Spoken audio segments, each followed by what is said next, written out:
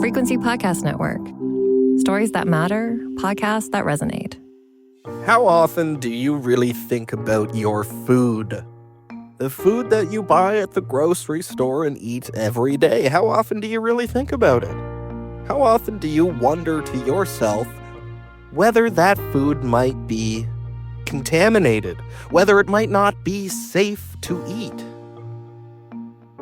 Food safety is a luxury in this country. It's something that we take for granted every day. I know I'm certainly guilty of it. You get home from the store, maybe somebody calls, you leave the bag on the counter, it sits out for half an hour before that raw meat goes away. I even sometimes forget to wash my vegetables. I know, it's gross. I'm not a perfect person. But seriously, think about it for a second. How often do you wonder about your food? I think we all take it for granted that we assume if it came from the store, it's safe to eat. But how safe is it? How well is the food safety system working in Canada?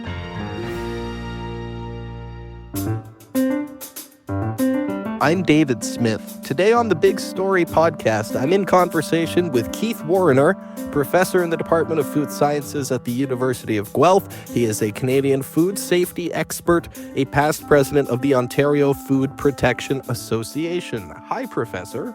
Oh, hi there, David. Thanks for making the time. I appreciate it. So, a lot of people have been feeling like there have been more and more stories about food recalls in the news lately, and I don't blame them for that. In the last year and a half, 12 people in Canada have lost their lives to outbreaks of foodborne illnesses. 9 people died from salmonella last year, contracted from contaminated cantaloupe.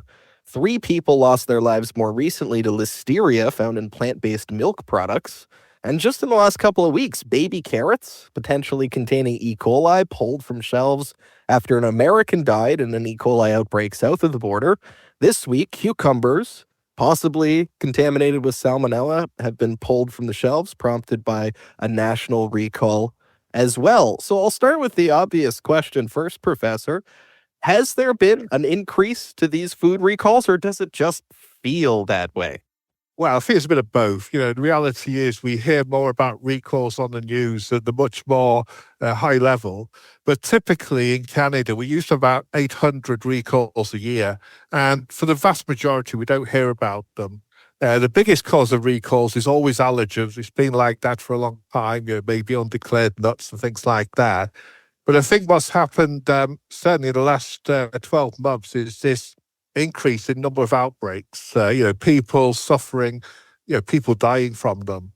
And really that's what the big news is that so we seem to be getting more outbreaks, but is it as that simple in terms of they're occurring more, or are we detecting more? And I suspect it's a cross between the two. I think the tools to detect outbreaks now with the DNA sequencing and fingerprinting has made source attribution much more likely. And when we talk about source attribution, we're saying we get a contaminated product, can we link it to cases? And that significantly increased, although it's only around about 20-30% at the moment. Much better than it used to be 10 years ago, I'll give you that. So I think it's a mixture of things. One is that we're better at detecting outbreaks, but the other thing is that we've had failings in the food safety system, and I think they're kind of coming home to roost in certain ways. So, but people are right. We're getting more outbreaks, more deaths, and these might be numbers for sure, but there's always someone behind those numbers who's suffering and things like that. Yeah, but it is both. You say we are getting, because the old adage is always, it's not happening more. We're just finding it more. We're reporting on it more. But in your opinion, there is more to report on, even as we've gotten better at identifying these outbreaks. Just to recap, is that right? Oh, for sure. So, basically, if we detect outbreaks, that's a failure of the food safety system because obviously contaminated products got through. So, in reality, yes, we've detected more outbreaks, linking them up, whereas they wouldn't go undetected normally. But we're certainly getting an abnormal kind of instance of food incidents. I look back to the early ooze. I think that was the only real time we've got so many, but there seems to be one after another these days for sure. Okay. So, what are the most common foodborne illnesses, and how do those bacteria usually get into food? All right, so I think we all suffered from norovirus, also known as the 24-hour flu, also known as the winter flu. And that, bar none, is the biggest foodborne pathogen. So typically that's food handlers, things like that. But if we look at the sort of down the food chain, certainly salmonella and Campylobacter are the two that really show up on the sort of foodborne pathogen most wanted list, or unwanted, should we say. So the very contrasting pathogen, salmonella, is like this tank. It's built to survive in the environment. And obviously its original source is animal production. And animals do what they do best, produce manure. And that manure can get into waterways. It can get put onto land. It can basically persist for a long time, and even get into facilities. If we think about sort of peanut factories and that, there's kind of an endemic population. But then we take Campylobacter, which is a softie. Campylobacter doesn't survive very well. It goes into a dormant state. But the common feature of those two is that poultry is the key source of the pathogen. And what can happen, obviously, is that when we get into the kitchen, we can mishandle it and so spread it around the kitchen. Obviously, we can undercook things. That's the other part about it. So they're the most prevalent pathogens. But then we come to the ones that there's not so many cases, but when we do get them, they're severe. And I think you can guess these. One is Listeria monocytogenes. So in Canada, we get about 2,000 cases a year, typically. And the thing with this pathogen, the reason why it's fairly low numbers, but you wouldn't say that if you're suffering from it, but it's very significant, is that 30% of the time it results in death, 30% mortality rate. And a bit like the outbreaks we've just had with the almond milk, Listeria just likes to live in lots of different places, in the field, in the processing plant, and it can really contaminate foods that way, be it almond milk, be it deli meats, or be it things like that. But then we get to another pathogen, which was associated with the onions and more recently the carrots, and that's toxigenic E. coli. And this is a very serious one. So this can cause the hemolytic urine syndrome. And the way that gets into our food supply is, again, multiple routes, but mainly the sort of reserve is the animal again, things like cattle, sheep and things like that. And it gets into manure, and the manure runs off into the river, or it runs off into irrigation canals or onto land. And it can contaminate crops like fresh produce and things like that. And the reason why that's so severe is, 10 to 100 cells could cause illness, which is pretty devastating. So in terms of foodborne illness, we have a range of pathogens. Like I've just named about 5 of them, but there's many more than that, but they're the kind of significant ones. Right.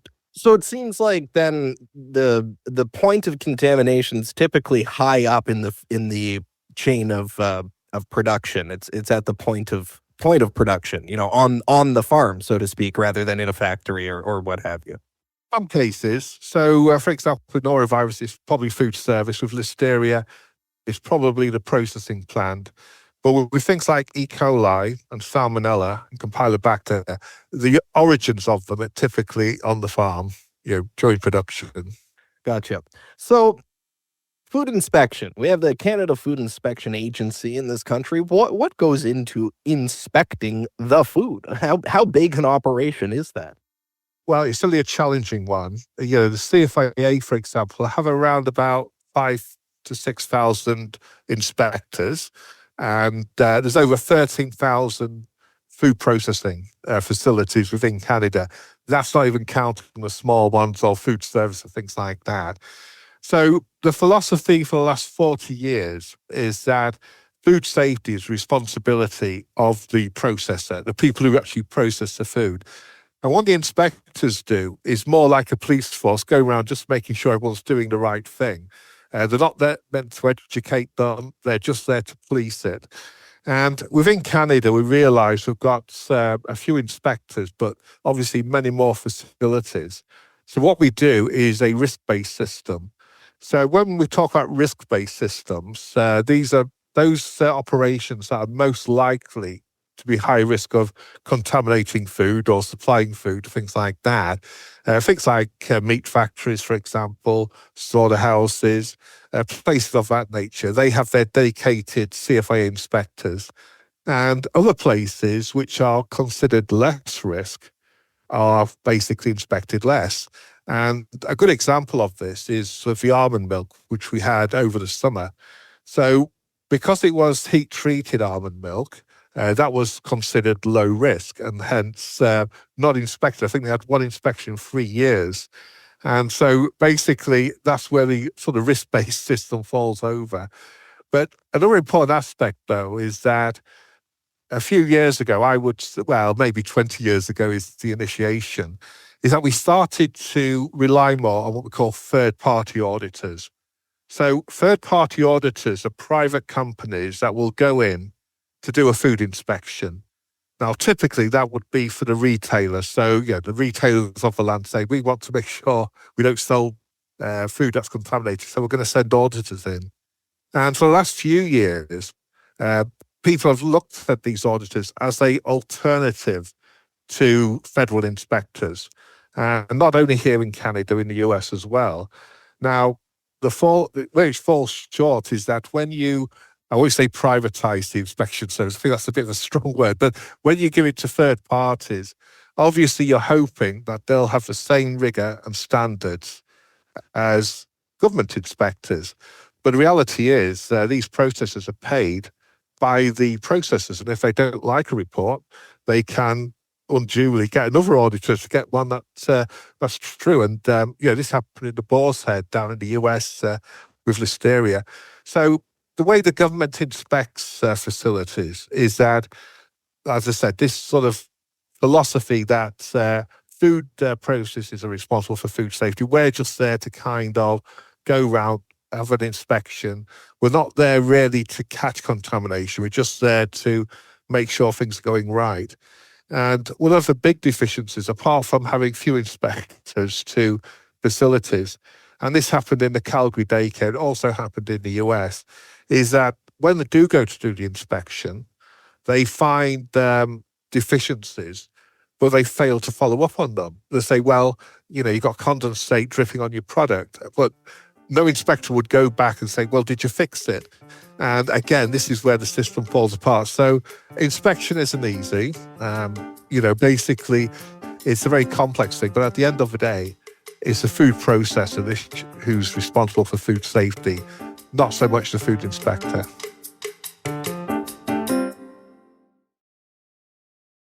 That change that you're talking about, more contracting out to third parties of the inspection, when did that happen, and why did that happen?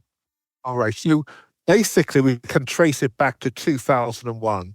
So back then, we knew there was issues with the food safety system.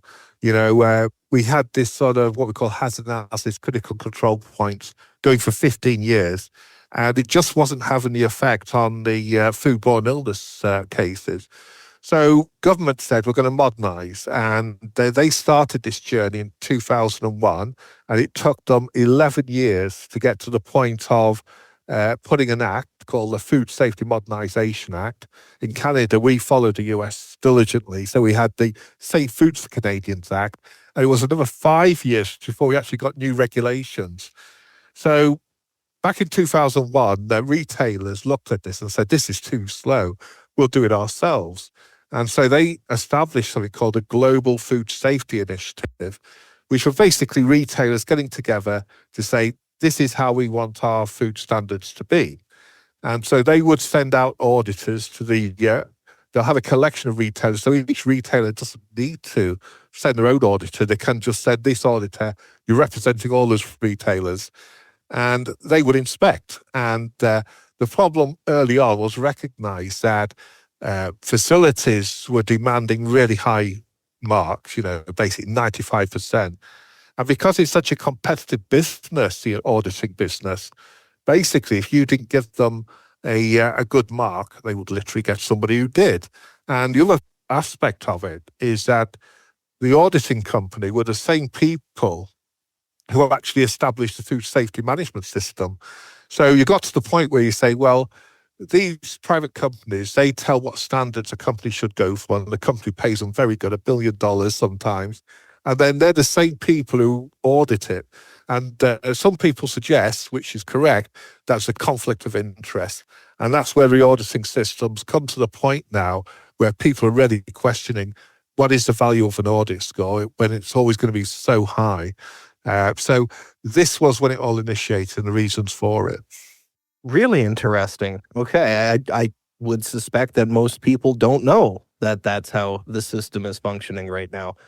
So when it comes to a recall, who makes that decision ultimately? What is the threshold there, and when do they actually tell stores you cannot sell this product anymore? Yeah, so there's different reasons to have a product recall. So one of the most serious ones, obviously, is when we're in the middle of an outbreak, and we have cases of salmonella or listeria going on. And so they're detected, and if they're traced back to a certain facility, the government will ask the company to do a voluntary recall. Now, obviously, the company might push back and say no, which is very rare, but it has happened. And if they refuse to a recall, then the Minister of Health can do a mandatory recall. But as I mentioned, typically there has to do a voluntary recall. So obviously an outbreak being linked to a product. The other means of a recall is if, for example, the CFAA goes sampling retail shelves, which they do, and through their routine sampling, they find a bag of lettuce with lettuce in or listeria in. They, again, go to the industry and say, right, you better recall this product. Now, the company can also do recalls. So in the case of the waffle recall, for example, with listeria, they detect the listeria during their routine sampling of the environment, and they would recall it because it's not worth a risk.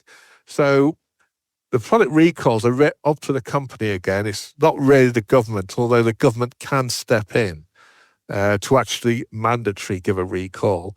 And the ones that didn't actually was not here in Canada, but in the US.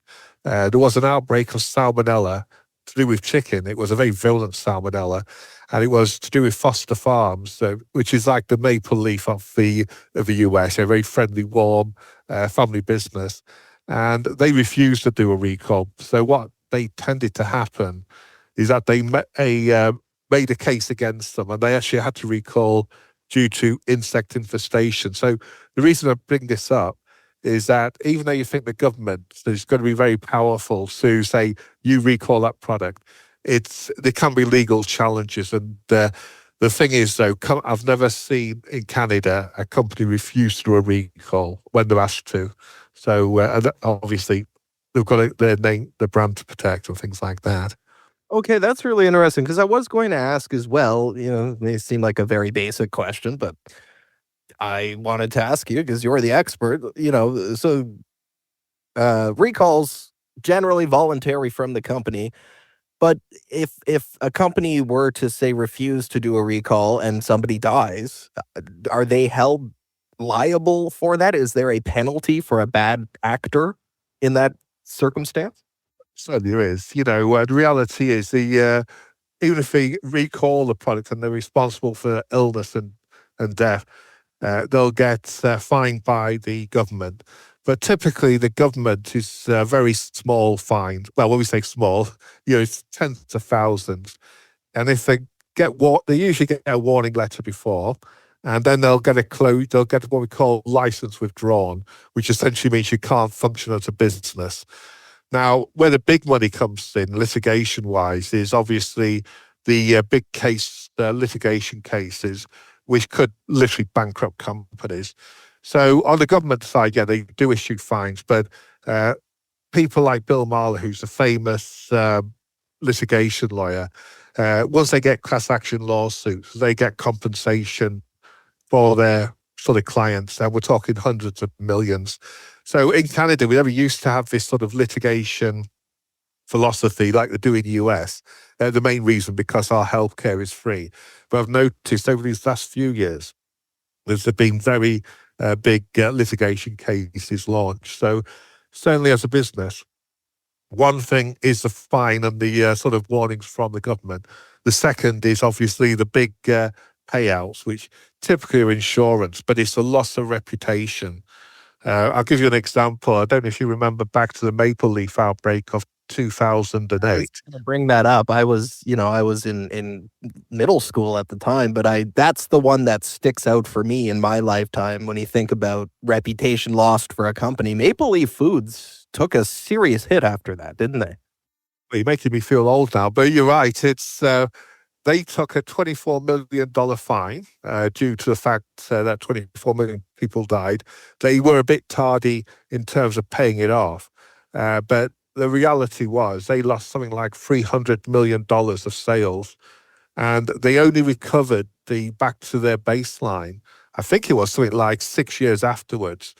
So, and the reputation gets burnt. Now, if they were doing the same today, I don't think there would be a Maple Leafs food. I think it'll be very similar to Boar's Head, which got facing $100 million worth of litigation. So this is how it works in the philosophy that, fines will make a difference. But in the US, what I've noticed is that you're also getting indictments. So basically, the CEOs of these companies are being sent to prison for the fact that they caused this foodborne illness outbreak, even though they probably never even went on the processing floor. So it's all this sort of balance between the stick in terms of, well, do fines work? Do litigations work? Does prison work? To try and get companies to do the right thing. Okay. In closing today, to tie a bow on this whole package, in your expert opinion, is our food safe? And what would you say to someone who may be feeling a little bit anxious, having some tribulations about these recent recalls and the state of the food safety system? Well, the reality is, compared to, say, 10 years ago, our food system is safer. It's kind of getting there. But the frustrating part about it is that we could be doing better. So, for example, the big deficiency in today's system is that we have all these regulations, we have all these food safety management plans, but it's just that we don't apply them. It's likened to a football team. You've got a really good plan when you're in the dressing room, but when you go out to play in the field, you totally forgot the plan and you're doing what you wish. So that's one aspect. And the other aspect, obviously, is that we are getting better at detecting outbreaks. And how many we used to miss is very significant. I would even estimate we were missing 80 to 90% of all outbreaks previously. So at least we're doing better in that regard. But the other aspect we've got to think about is that we're getting an older population now. The reality is old people like me and things like that are more susceptible to foodborne illness. And so we have to be more careful. So even though the food safety is enhancing, so are the high-risk groups, the elderly, immunocompromised, and the very young. And we have to kind of protect ourselves. And I always suggest to people in those high-risk groups is that always avoid ready-to-eat foods. Ready-to-eat foods are convenient. They don't need extra cooking. But, cooking is one of those sort of defenses we have because it'll kill off any pathogens. But you just got to be careful never to take a risk, especially if you're in a high-risk group, because some of these pathogens are lethal. And even if you survive the infection, it's those secondary effects that really affect you. So for sure, the reality is like fresh produce, for example, number one cause of foodborne illness outbreaks. But the reality is it's also the most healthiest thing to include in your diet. So you just be cautious, look for the what's being recalled, what's on the market. But I keep mentioning, never take chances if you don't need to. And wash your lettuce. Washing your lettuce is a good idea, yes? Only if it makes you feel better. A study has shown that there's a greater risk of contamination from the kitchen. You're sponging that if you wash your lettuce. Obviously, if you've got whole heads of lettuce, you have to wash off the soil. That's not good. But for bag salads, you wouldn't wash them for the simple reason there's a greater risk of you contaminating the product than decontaminating it. Right. Okay. I did not know that. Okay, that's interesting. All right. Well, that's our time for today's conversation, Professor. But you've made me feel better about the state of things. The reality is, the system is not perfect, but by and large, and especially compared to other less developed countries, certainly the food that we buy at the grocery store is safe to eat for the most part. Yes. We eat billions of meals a day, and we're still here. But when outbreaks do occur, they're pretty devastating. But certainly, we're much better off than we were years ago and compared to other countries. Okay. All right. We'll leave it there for today, Professor Warrnier. Thank you so much again for your time. Oh, no, thank you. Again, that is Professor Keith Warrnier, professor in the Department of Food Sciences at the University of Guelph, past president of the Ontario Food Protection Association. That's it for the big story today. Hopefully you're all feeling better now about the safety of your food. Again, even though those scary headlines are in the news, and they are in the news more frequently, on the whole, our expert says the food in Canada is safe. I'm David Smith. Thank you for listening today. A quick reminder, again, about the Seeker app. Great new listening experience. Seeker, Seekr. You can find that on the App Store or Google Play. It's a great way to get all of your audio content, podcasts, radio, all in the same place. That's the Seeker app, Seekr. It's green. The icon for it is green. Look for the green icon. The Seeker app. Check that out, seriously. You won't regret it. That's all for me. Until next time, thank you for listening.